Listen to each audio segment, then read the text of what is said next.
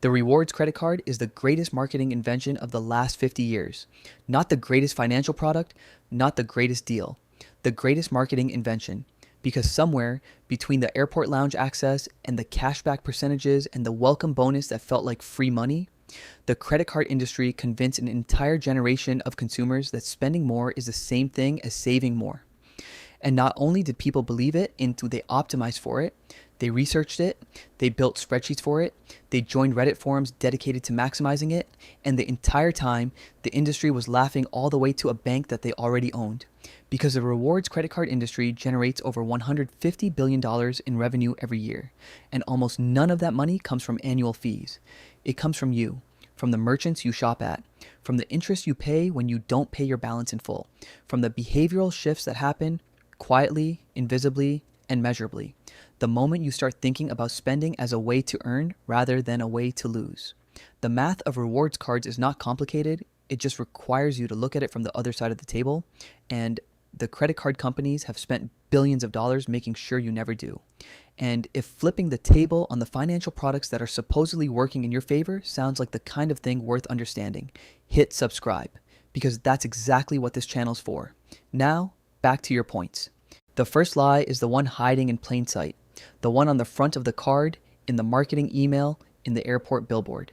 The cashback percentage, 2% on everything, 5% on groceries, 3% on travel.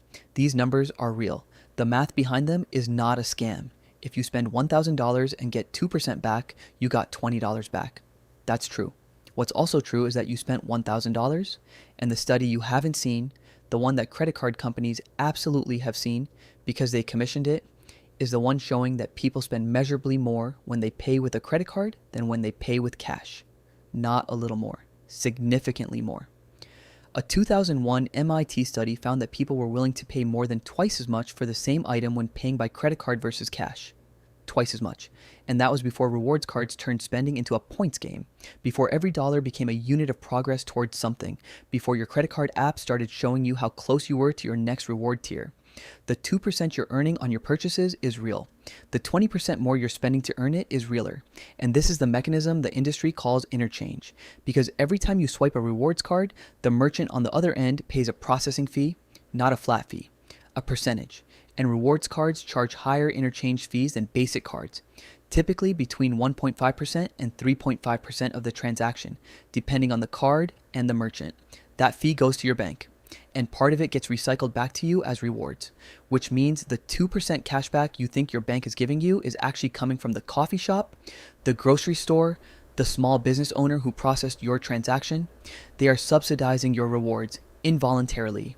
And because most merchants can't legally charge different prices for card versus cash payments in most states, the cost gets passed on to everyone, including the people paying with cash or debit or basic credit cards with no rewards at all. The reward system is a transfer mechanism. It moves money from the merchants and from non-rewards cardholders toward the people who hold premium rewards cards, which skew heavily toward higher income households. The people who benefit most from rewards cards are the people who need the benefit least. And the people subsidizing those rewards are often the people who can least afford to. But the interchange math only works if you pay your balance in full every month, because the moment you don't, the economics of your rewards card change completely. And here's the thing about that. The credit card industry knows down to a decimal point the percentage of its customers who will carry a balance. They know it because they model it. They target for it. The welcome bonus that requires you to spend $4,000 in the first 3 months isn't designed to reward your loyalty. It's designed to test your ability to pay off a large balance quickly. And for a meaningful percentage of the people who take that challenge, the answer turns out to be that they can't. And the moment they can't, the interest rate kicks in.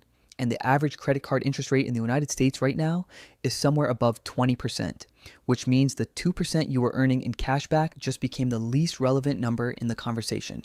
A $3,000 balance carried at 22% APR costs you $660 in interest in the first year. Your 2% cashback on $3,000 of spending earned you $60. You are paying $660 to earn $60. The rewards program didn't cost you money. The behavior the rewards program encouraged cost you money. and those two things are very different to say, but effectively identical in practice. The second lie is the welcome bonus, and this one requires a little more explanation because the welcome bonus is genuinely mathematically attractive in isolation. Spend $4,000 in 3 months, get 60,000 points. At the card's advertised redemption rate, that's $600 in value on $4,000 of spending. That's a 15% return in 3 months. That's an extraordinary deal if here is doing enormous structural work if you were going to spend that $4,000 anyway. If you pay the balance in full and if the points you earn are worth what the issuer says they're worth when you go to redeem them. 3 conditions. All 3 have to be true simultaneously, and the credit card industry has built an entire ecosystem designed to make sure that at least one of them isn't.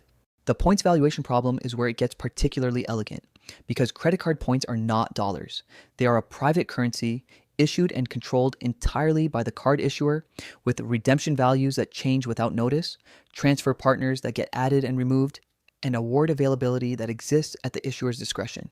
When Chase tells you that your points are worth 1 cent each toward cashback, but potentially 1.5 cents each when transferred to a travel partner, they are telling you 2 things. First, that the points are worth less than a cent when redeemed in the most straightforward way.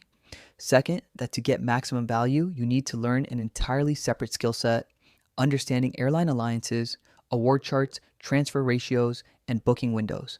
That takes dozens of hours to master, and that conveniently makes you more engaged with the card ecosystem and more likely to spend toward the next reward milestone. The most valuable version of your points requires the most work to extract, and most people never extract them at the maximum rate, which means the advertised value of the points is a ceiling that functions in practice as a fiction. And then there is the annual fee, which brings us to the third lie, the one about value, the premium travel card with the $695 annual fee, the one that comes with $300 in travel credits, $120 in dining credits, access to airport lounges, and a collection of other benefits that the issuer helpfully totals up to over $1,500 in annual value, which makes the $695 fee look like an $800 profit on your part just for holding the card. Except the $1,500 in value is not $1,500 in money. It's $1,500 in credits and perks that you can only access by spending in specific categories through specific portals, on specific things, in specific amounts, on a specific cadence. The $300 travel credit requires you to book through the card's travel portal, where the prices are occasionally higher than booking direct. The $120 dining credit comes as $10 per month, which requires you to remember to use it at eligible merchants 12 separate times per year or forfeit it entirely. The lounge access is genuinely valuable if you travel frequently, and almost entirely worthless if you don't. The card companies know the redemption rate on every single one of these benefits. They know precisely what percentage of cardholders actually use the dining credit every month, actually access the lounge, actually redeem the travel credit in full, and they price the annual fee against those redemption rates. The $695 fee is not priced against the $1,500 in advertised value. It's priced against the $800 in value that the average cardholder actually extracts. The gap between those two numbers is the profit margin hiding inside a product that feels like a deal.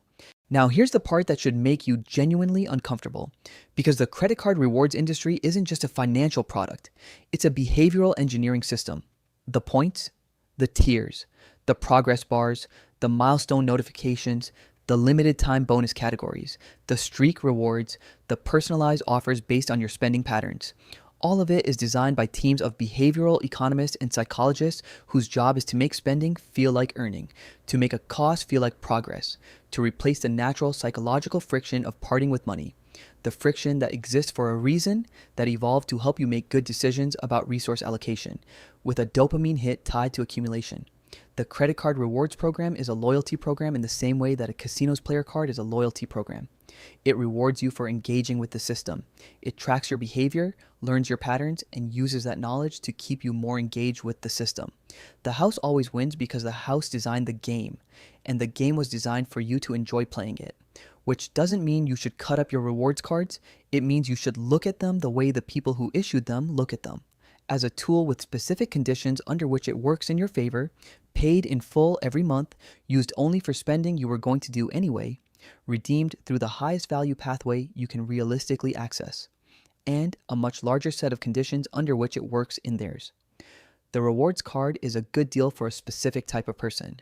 And the credit card industry has spent 50 years and hundreds of billions of dollars convincing everyone that they are that person. Most people aren't, and the industry's entire profit model depends on that gap between who people think they are and who they actually are when the statement arrives. If this is the kind of breakdown you want delivered to your inbox every week, how the financial products marketed as tools in your favor actually function from the other side of the table, the Sketchbook Finance newsletter covers exactly this. Real mechanisms, no noise, completely free. The link is in the description below. But here's the number that should sit with you after you close this video. The average American household carries $6,000 in credit card debt at an average interest rate above 20%, which means the average American household is paying over $1,200 a year in credit card interest. And the average American household earned somewhere around $120 in credit card rewards last year. They paid $1,200 to earn $120. And somewhere in a quarterly earnings call, a credit card executive looked at that number and called it